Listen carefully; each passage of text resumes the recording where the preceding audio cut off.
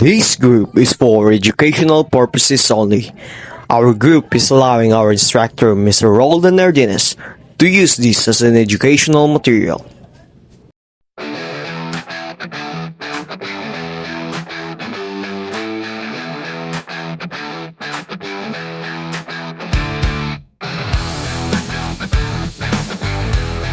A goal is defined as a desired result or outcome that a person envisions, plans, and commits to achieving. It serves a clear direction that influences how an individual acts, thinks, and makes choices. Goals can range from simple daily tasks to life-changing ambitions, and they help provide a sense of purpose and meaning in one's life. Have you ever asked yourself where I'm going in life? That's where goals comes in. Goals give us direction, turn dreams into plans, and plans into reality. Imagine sailing a ship without a destination. You'll just reef with the waves. When you set a goal, you give your life a compass. Whether it's passing an exam, becoming a top cadet, or helping family, goals help us focus our energy and our time. Goals give us direction and focus, sense of purpose, measurement of progress, clarity in decision making, and motivation boost. Setting specific, challenging goals boosts performance by providing direction, increasing commitment, encouraging feedback, and balancing task difficulty. When individuals focus on clear objectives, stay committed, track their progress, and manage challenges, they can achieve better results and unlock their full potential. Example: Maria aims to raise her GPA from 2.5 to 3.5 by creating a study plan and tracking her progress, resulting in improved performance. Self-determination theory. Decky and Ryan, 1985. Motivation is driven by fulfillment of three psychological needs: autonomy, competence, and relatedness. Autonomy. The need to feel in control of one's actions, decisions, and goals. When individuals feel autonomous, they're more likely to be motivated and engaged. Competence. The need to feel effective and capable in achieving desired outcomes.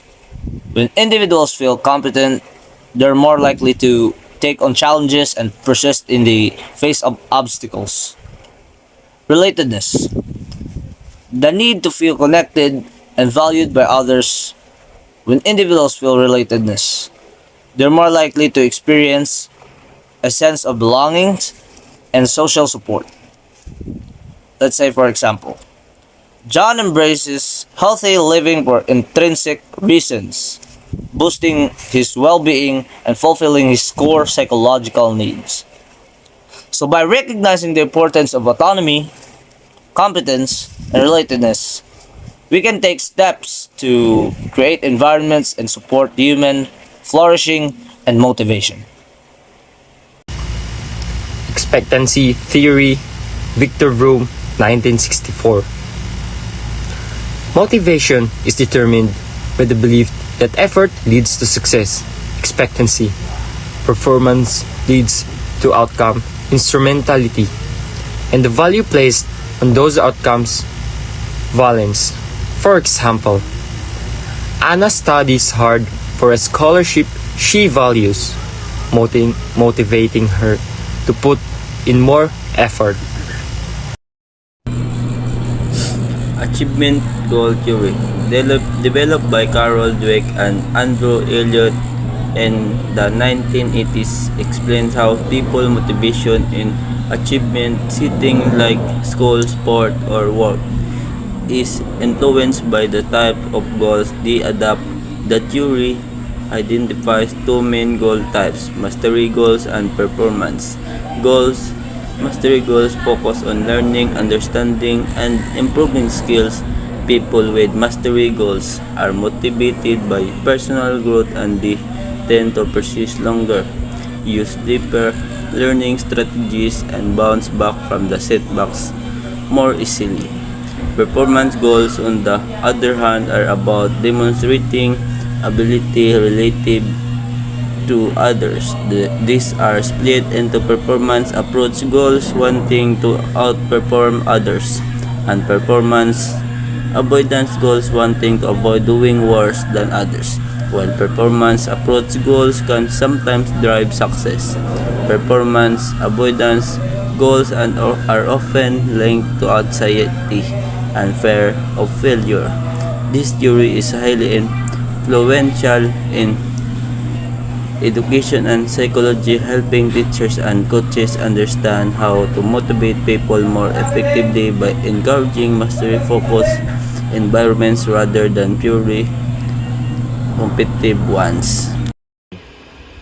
Hope theory, often associated with a PDF, describe hope as a motivational state based on the belief in one's ability to achieve goals, agency, and find multiple pathways to those goals.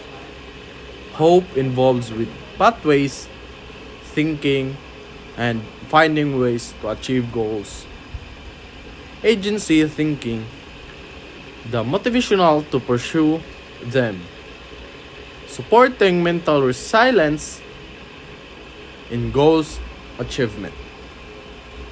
For example, Lisa stays hopeful about becoming a nurse despite financial hardship by exploring scholarship and part-time work.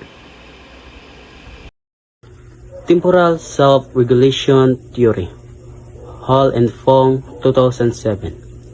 This theory explained the struggle between immediate temptation and long-term rewards, highlighting self-regulation and the importance of intention, behavioral preponderancy, and managing impulse.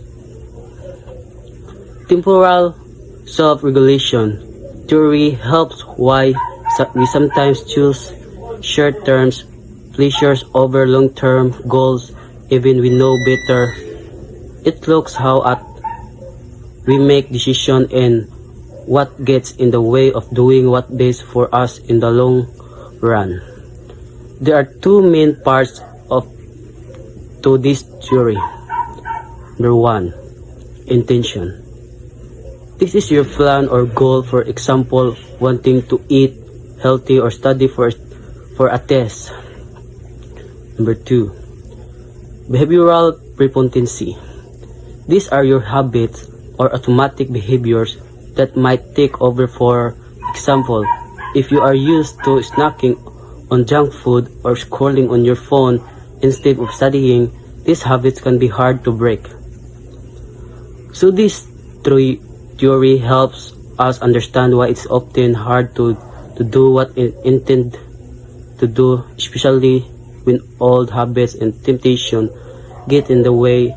Improving self-control and changing habits can make it easier to reach our goals. At LOGRONIO. My topic is Regulatory Focus Theory, or RFT, developed by E. Torrey Higgins in 1997. A psychological theory that explains how people approach goals and make decisions based on distinct motivational system. First, promotion focus, goal, achieve gains and aspiration, motivation, style, eager, ideal oriented. Behavior focus, advancement, growth, accomplishments, emotional outcomes, success, joy, or satisfaction, failure, disappointment. Example, someone with a promotion focus might aim to get a promotion to feel fulfilled and accomplished. Second, prevention focus, goal, avoid losses and fulfill responsibilities. Motivation style, vigilant, duty-oriented. Behavior focus, safety, security, obligation, emotional outcomes. Success relief, failure, anxiety, or guilt. Example, a prevention focus person might work hard to avoid being fired and maintain job security. That's all for the regulatory focus theory. The Theory of Planned Behavior by Isaac Asimov, 1985. It is a psychological theory that explains why people decide to behave a certain way. It says that a person's intention to do something is the most important factor that determines whether they will actually do it. But where does intention come from? It's influenced by three main components. First is attitude toward the behavior. This means how someone feels about doing the behavior. If they think it's good or beneficial, they're more likely to intend to do it. Second, subjective norms. This refers to the social pressure they feel. If people important to them, like friends, family, or society, think they should do it, they're more likely to try. Third is perceived behavioral control. This is about confidence. If the person believes they have the ability, time, or resources to do it, their intention becomes stronger. So, when these three things are positive, the person is more likely to follow through with the behavior.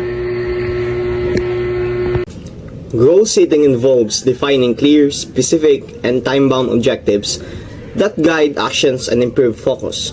Furthermore, it boosts motivation, enhances performance, and provides direction. According to Lack and Latham's goal setting theory, setting challenging goals and receiving feedback are key to achieving success.